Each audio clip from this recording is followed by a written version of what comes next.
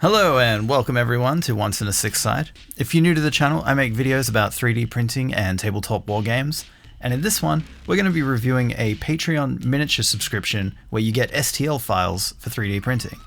Now, this is my second Patreon review, and I've given a lot of thought since my first about how best to conduct these, and naturally, the first issue I had to solve is how exactly will I be picking which Patreon I review. I didn't want to just pick ones I personally feel interested in, and I also don't want anyone to think I deliberately seek out ones that need improvement. As regular viewers of the channel will know, I do pre-support work professionally now, and so there is a potential conflict of interest if I just go about reviewing only Patreons with bad pre-supported miniatures. Finding more work is a goal of the channel, sure, and I'd love to partner with more creators who need this expertise in their business. However, that is not the purpose of these reviews. These videos I intend to be a useful guide, particularly for newcomers to 3D printing, to help you decide if a Patreon is worth your time and money or not, as well as introducing you to new designs you may never have seen before, and finally helping the people who produce these subscriptions with potential things they can do to improve the value of their subscription. So here's what I've come up with, and please, if you have any suggestions on how I can improve this system, I'd love to hear them down below. Before me here, I have my phone with the Patreon website up and a dice tray with a D6 and a D20. So what I'm going to do is on my phone, hopefully you can see this, I'm going to search for tabletop miniatures. If I can spell, there we go, tabletop miniatures, and search for that.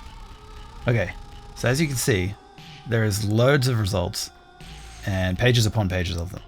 Now I've already counted these, and I know for a fact that there's actually 20 results per page, hence the D20, and I'm going to restrict myself to the first 6 pages, hence the D6. So hopefully you can see where this is going. Now let's find out who we're going to be doing a review for. Okay, so I got page 5, result number 20. So, page 5. Result 20, that'll be the very last one. Grinning God, here we go. So here we are on the Grinning God Patreon page, and right away we've been presented with different tiers of support, each with their own perks. This is super common, and for our purposes we'll be just looking for the cheapest one that includes access to the monthly files. However, despite the different descriptions here, they all seem to currently offer the exact same benefits, except for Leisha, which lists voting and more. A bit vague, so the value proposition for this Leisha tier could be improved. A couple of things I really like to see here is the My Mini Factory integration and Discord benefits, especially the former. It's really nice not having to hoard STL files locally on your computer, and so being able to access them year-round in the cloud via My Mini Factory is a really nice feature. Looks like there's also a 30% discount code for past models now sold through the My Mini Factory web store, so that's great to see as well. And perhaps restricting this benefit to the Leisha tier could be a good way to make it worthwhile. Oh, and it looks like there's a tribes page as well, where you can get the same benefits but cheaper.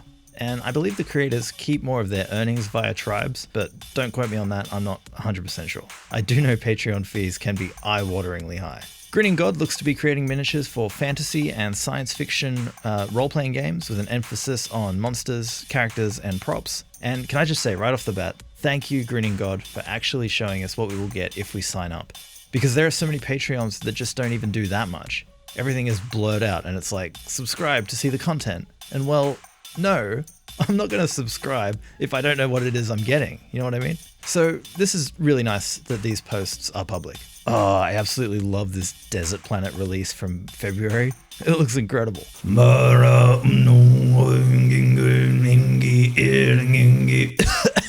Why did I not know about you then, Grinning God? The June movie I personally really enjoyed, and this is one of the things I love so much about 3D printing, is just how rapidly we can get our hands on cool sculpts for new and exciting things. I may just have to make use of that discount code later. Alright, I'm going to sign up now and we shall dive into Grinning God's Patreon. So in the exact same minute that the payment went through, I received an email from My Mini Factory telling me I have the new files available, so that was nice and fast. I love that My Mini Factory integration. Let's head on over there and take a closer look at what we're getting for our $6. So we have the April release, these 5 monsters, and 1 terrain kit that makes up the welcome pack with a total value of $52.95. Not bad so far. I'm keen to find out how the files have been provided, how they print and all the rest of it, so I'm just going to quickly go through here and download the April release, as well as the Colosseum and this cool robot guy, the Thoteroptus, who, yeah, let's start with him. And we have a base, the model with no supports, and the model supported. Let's have a look at this base. It's a very simple disc. That's fine. Let's have a look at the Thoteroptus. Import. Oh, got some errors. It's not the end of the world. I'm sure it's fine. I don't immediately see anything out of the ordinary, like any giant missing faces or anything, so I think it's probably just a tiny error somewhere that's not even visible. Let's take a look at this one, the pre-supported file. This is what I care about, because at the end of the day, this is what people are, giving you money for. It's like, yeah, your model can be cool, but it's only as cool as its ability to translate to the real world, and you need good pre-supports for that. So okay, I'm guessing this was done with Lychee. These look like Lychee supports. Nothing wrong with that. And let's just go through and have a look, see what we can find. Yeah, he's got that island. Missed one there. Uh-oh, it's not a good sign. I always do this first, just like a visual check, because you can usually catch, you really ought to have another one on there, right about there. Because yeah, just doing it visually, you can sort of catch these straight away, these kind of potential points of failure. There's another one. I hate seeing this. It'll probably print fine, just looking at it like this. This looks reasonably well supported. It's just, obviously there's islands that haven't been supported, and that's always a concern, because if you have an island that's unsupported, there's not a guarantee that it bonds to the print later on, and it runs the risk of leaving resin behind in people's machines, which then could lead to damaged FEPs, or worse yet, damaged LCDs, which can be very expensive. So it's not great to see unsupported islands. Like here, this one's totally missed the mark. That should be over here. But what everyone should be doing if they're doing pre-supports is honestly just running them through UV tools. So let's do that with this file right now. I'm going to slice it. Okay, let's go to issues and sort these by area. Now, all these little 1 and 2 pixel islands, I'm not really worried about these. Although that one there's a little concerning. Where is that? Layer 651. Oh yeah, that really should have a support on it. Oh boy. But the ones we're worried about, like really worried about, are going to be later on down here. So like, yeah, there's one there. Yeah, see this stuff here, you're going to want to put supports on those. Definitely that. It's a big one. Oh man. Yikes. Alright. So this really sucks. I hate seeing this. This isn't great. Let's try another one. The Colosseum's done. Let's take a look there. Hey, this is nice. I really appreciate when people include a guide, particularly for like large models like this that have a lot of parts. So this is very cool to see. And this is very well done too. This is really nice. So massive points for this. Good job. Now the actual files themselves. Okay, we've got no pre-supported files. So I don't think he's intending for us to print this on our resin machines, which fair enough, it's enormous. So it would have to be FDM. So let's open up Cura. Okay, so something that's not clear is, are these being provided in the orientation they're intended to be printed in? That would be important to know. Or am I the end user? Are you expecting me to figure out the best way to print these? Oh, these are, oh god, okay, Jesus. Because, all right, these are obviously going to need supports. If I come over here to generate support and we use the orientation you've provided them in, here's what we're going to be looking at. We've got an 18-hour, 35-minute print. Let's preview it. Jesus. Okay. that's a lot of support material. Oh, it's going to be a nightmare. Especially all this in here, that's going to suck to remove. Because it's like sandwiched between this piece here and this piece down here. And this one here is going to be super thin and fragile. Like that's, how many layers is that? 14, 15, 16, 17, 18, 19. Okay. Well, it's tapering off pretty heavily. So these parts, they might be a bit strong, not super strong. And I got to remove all this support material from between them. Oh man, how much support material is there in this? Let's have a look. The time estimation, 33% of this time is doing supports, and it doesn't actually tell me what the estimation of the filament used for the supports is, but and over here as well, like same thing. That's just gonna suck to remove. And as well here, like this piece, we're not really gonna be able to see it, but it's got some weird stuff going on here. Yeah, I can't imagine printing this in that orientation. So I'm going to guess, I'm going to go out on a limb here and say that he's not intending us to print them in this orientation. He's actually just sort of said, here's the files, good luck. Which, when you're paying money for files, like that's not what you want to see, you know? It'd be really good if this sort of stuff was handled beforehand. Like this, if I was going to print this on my filament printer, man, I would probably slice, you know what, I'll just show you. Oh, this has errors too. What I would probably do is take this piece and slice it, or split it, is the correct nomenclature. So I'd split it there, and then what I'd do with these two files is try and print them like this. And so this is going to have the benefit of using way less support material, and if any, and also give us the best chance of capturing the detail, especially here. Although this detail, I can't help but wonder if it's too fine for FDM. I'm sure if your printer's really dialed in, yeah, you might be able to get away with it. On mine, I'm not so sure. This is very fine detail. I mean, look at it here. Like that's a bit rough. This would definitely be better printed in resin, I would say, but then he hasn't provided supports for resin. And like you can see here, like when that's finished, how much really is that going to look like that? You know what I'm saying? And then he's got these here too, like these, what's going on there with these sticking through here? I feel like that's just, you know, he's copy pasted this pattern, this chain pattern over and over again here without regard for where, you know, it pokes through the geometry. And so that gives us, you know, this. In fact, I can confirm that over in, let's use Chitubox. So if I take that same file, pop it in here and just move through the layers. Where is, okay, he's at least merged the files. That's good. So that, you know, there's not like weird faces inside the model. That's good to see. But this is a little disappointing. Like this, yeah, this is something I'd want to print in resin. And we're looking at, let's go Mono X size build plate. This is becoming a more common printer size that people would have. Can we print this on this size build plate? We can, okay. What are some other big ones? Let's just try one of these. Okay, all right, so this is looking like something that could be done on a resin printer. And in fact, given the level of detail in these parts, I think these would be best suited to resin printing. So it's a little disappointing that there aren't pre-supported files included, I've got to say. And even this, again, here, let's take a look. Yeah, you can see now, I mean, even some of these details are so small, like that there. A stiff breeze will, you know, knock that right off. That is so small. This will probably break off. The tips of these will probably break off. Like this, I don't know. I feel like this could be better. This Coliseum kit. Like there's no way in hell I'm going to print that. Like this would take me probably a week just to get the supports done, you know? Like that's a massive job. So that's a bit of a shame. Like especially if someone goes and buys this for 18 bucks, you know, you'd want to hope that, you know, they could actually use it straight away, that they're not going to have to invest a massive amount of time just preparing the files to print.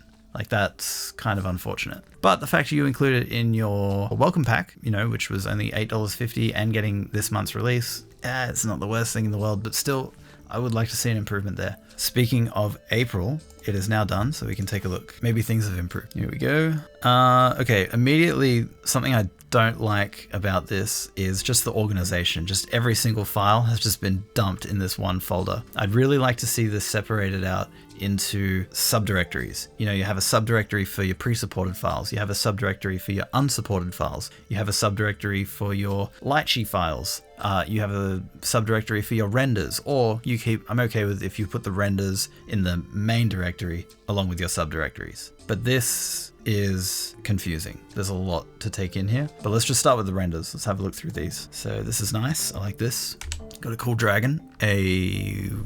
She's got 4 arms. That's pretty cool. All right, that's cool. So the renders are nice. I like those. Let's try and figure this out now. So this is, yeah, like I was saying, this is difficult because we've got all these parts just all crammed into the same folder. Where do I even begin, you know? It's like, imagine, you know, if I signed up to your Patreon because I love this model, right? And like, I want to download and print that. And then I download your April release and I'm greeted with this. So it's like, oh, how do I even find that guy? You know, it's resistance to actually getting what I want out of this. Like, is that his claw? I don't know. Or is it a claw for the horse? Is it like a griffin with claws and stuff? I don't know. So then I gotta go check the render and it's like, okay, no, he's got like human feet. So it's probably not that. You know, it's just like organization. I'd like to see the organization improved here. Less friction. I personally like the dragon. So I think I'll print the dragon. So what I'm going to do now is I'm going to figure out just how difficult that's going to be, or easy, hopefully easy, and I'll give you my impressions. So we've got some wings. Those must be the dragon. But like these, right paw PS1, PS. Okay, so that's your code for pre-support. Got it. But like, why couldn't you name these like dragon, right paw, pre-support?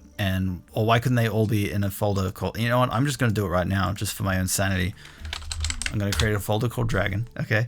And then I'm guessing this space is this one. See, you're making me do a lot of guesswork here. All right, that's got to be it. So let's take these bases and I'm going to make 2 new folders in here. One of them is going to be called pre-supported files and the other one's going to be called unsupported files, right? And then let's paste our files here and grab which one's pre-supported? This one. Take that, put it here. And now I'm just going to go through and do that for every file because it's not been done for me. The head, paws, left wing. Like, what's that? I don't know. I don't understand. Is that part of it? Or is that part of the horse? See, like this is a lot more friction. Oh, it's a whole horse. This is just unnecessary friction. Just give me file organization, please. Is that the dragon? There must be. Do I need the rock? No. Oh, my selection, it's gone. God damn it. Okay, fuck. Paw, wing, pelvis, paw, wing, tail, torso. That's gotta be it, right? Pre-support, pre-support, pre-support, pre-support, pre-support, pre-support, pre-support, pre-support. Bang, in there. Unsupported files, all those. And then, was I right about the torso? Was that part of this model? I think so. Oh, we've got more geometry errors here. That's definitely a dragon torso. So one of the things I'll find out as well is what the tolerances are like on these joins. I'll let you know about that when we get to it. But I think now we've got everything we need. Just one last touch here. I might put the render for the dragon in there, or a copy of the render, you know? You'd have one there and you'd have one here. And it's like, it's just little things like this organization that just make life so much easier for the end user, that I can download the files and it's like, right, I like the dragon. I'm going to print the dragon. Mad, there's the folder. Excellent, there's the pre-supported files. So that's everything I need right there. Nice and easy. Grab that, drag it into my slicer. If you've done your job right and they're pre-supported well, I'm off to the races. Not the biggest dragon in the world. That's okay. The head over there, body. I might be able to fit him in one go. Whoa, did I do that? Hang on. That's the torso file. Let's back up here. Pre-supported files, torso, pre-supported, drag it in. Nope, that's just floating in the air. Not great. Not real great. You're gonna want that on the build plate when your customers import that. So let me, where is it? What the hell? That's got some weird stuff going on. I can't actually, I can't get it to flatten by, oh, here we go. But see, it's Z is set at 0 right now and it's all the way up in the air. That's so weird. Put on the plate. It thinks it's on the plate. That's so interesting. It's not good. It's interesting. What I'll do is, I'm gonna have to manually do this. Okay, so let's try minus 50. That's too much. Minus 30, a bit more. Okay, that's a bit too much. Minus 32, a little bit less, minus 31. Okay, minus 31.5. There we go. Now we're sort of peeking through the build plate just a bit. And so that will ensure that layer 1, we have some adhesion to the build plate, which is good. So, my God. Also, this as well, this is not great to see, unfortunately. Just where you've got like all these, you know, a lot of them are fine. They're all going to peel away, no problems. But when you got little ones like this and over here, and here, and potentially here. It's like, these are just points that are potentially going to stay on the build plate. Like the supports are all going to remove, but then you'll have these little chunks of resin left on the build plate because of this. And the solution to that is just use a raft. They're much better. Oh, it's even got a weird center of origin. Look at that, compared to like that. Okay, so there we have it. That is all of it. Let's just quickly at a glance see if I can spot any islands that haven't been supported. Let's start with the head. Oh Jesus, there's one. I mean, I see you were going for it, but you just missed it by a little bit. Same thing here, you've missed this one. You get it in the next layer, but really like to see these islands supported from the moment they appear. I've got one here, it's just completely missed. So that'll create like a flat spot behind that tooth. Not a big deal, but still. You want that to be picked up by I mean, this whole tooth might potentially look really bad at the end, because if you think about it, so this isn't getting picked up. This stays on the FEP. Then you get to the next layer, and now potentially there's enough of a bond here that it pulls it up off the FEP. But also you've got this whole bit of resin sticking out in space, And when the peel forces occur, they're going to, so this is going to be pulling away, and this is going to sort of bend away, and the final point that lifts off is going to be at the tip here. So it'll start lifting at this end and it'll finish lifting here. And so it's going to be bending. I hope that makes sense. And it's going to be bending again here, and again here, and again here, and again here, and again here. And so this tooth is potentially going to look kind of weird and warped. We'll see. I'm not going to do anything to fix these files. I'm just going to print them as is. And if we get a successful print, great. But it's not looking good. You know, people might say I'm being nitpicky too, but I mean, this stuff matters. Like, every island you don't support, you run the risk of leaving resin behind in someone's printer. Like, there's no guarantee that when you get to the, you know, to take this example again, there's no guarantee that when you get to this layer, that this is strong enough to pull that off the build plate. Could very well be that it just snaps here and you end up with a slightly bigger chunk of resin on the build plate. And maybe the same thing happens again here and here and here. And at the end of the print, you know, someone might not realize it, but there's this little chunk of resin sitting in their printer that the next time they run a print potentially gets crushed into their FEP and creates a hole, gets resin everywhere, or worse yet, cracks the LCD, and then they're out, you know, $100, $150 for a new LCD. And that sucks. So you got to support every island.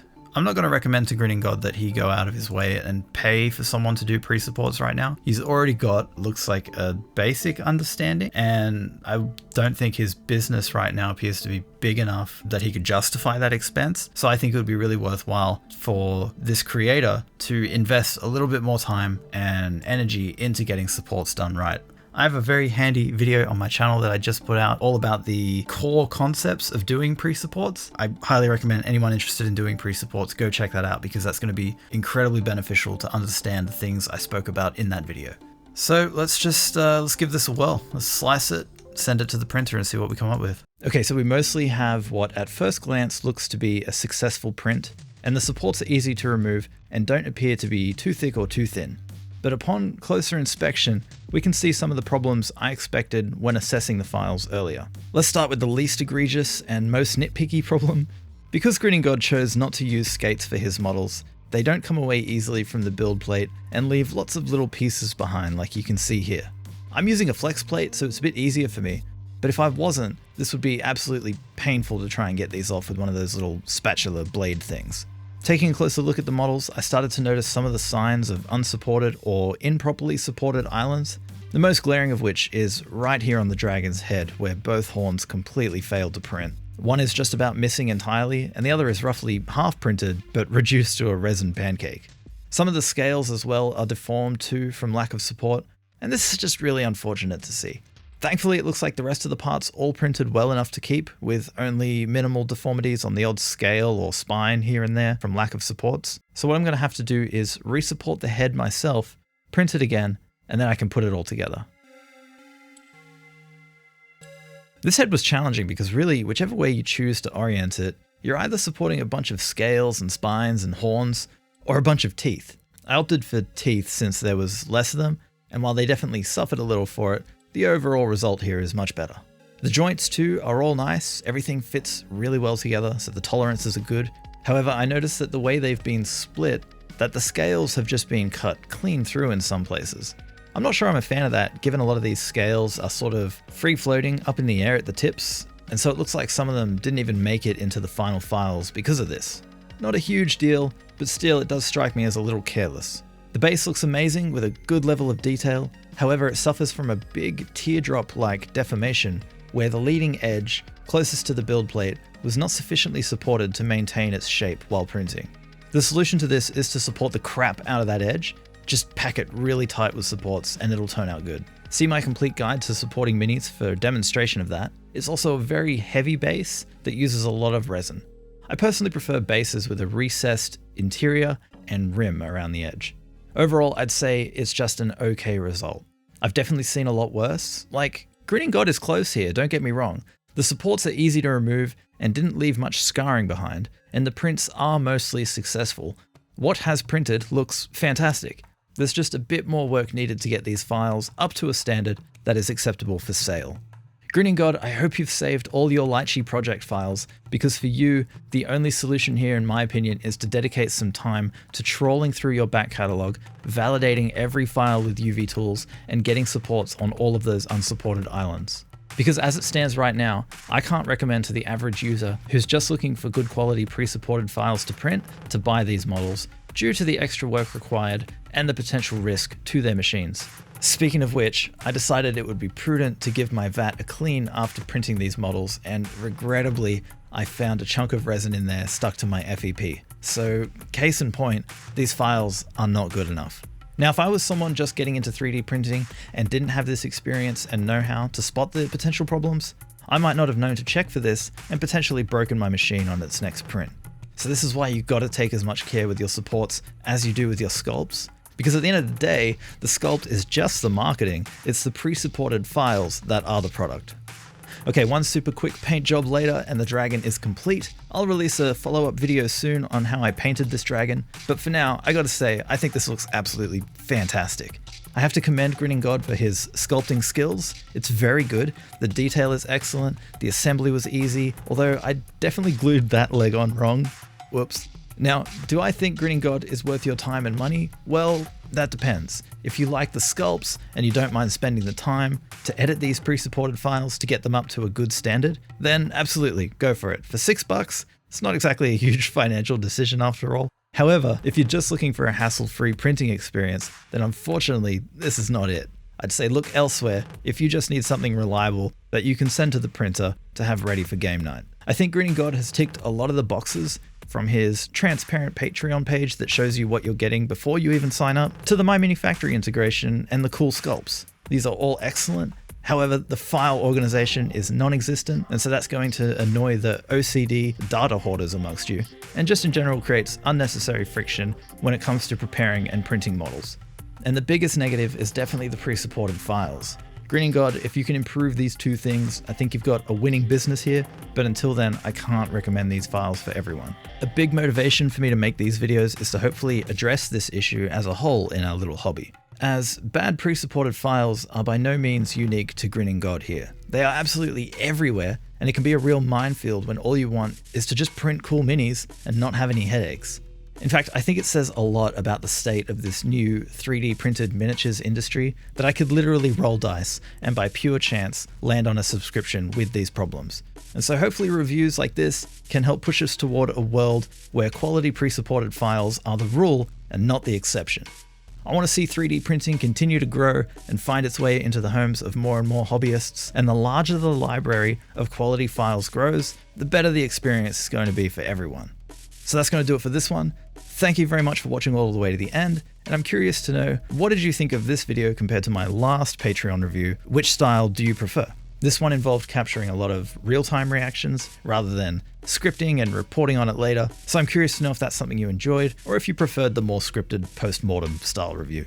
I've got plenty more videos in the works and I'm doing my best to get them out in a timely fashion, and all the feedback I can get is super helpful in refining that whole process. Speaking of super helpful, if you'd like to support the channel, you can head over to my Cults 3D store and pick up some cool terrain pieces for your games. It would be truly appreciated.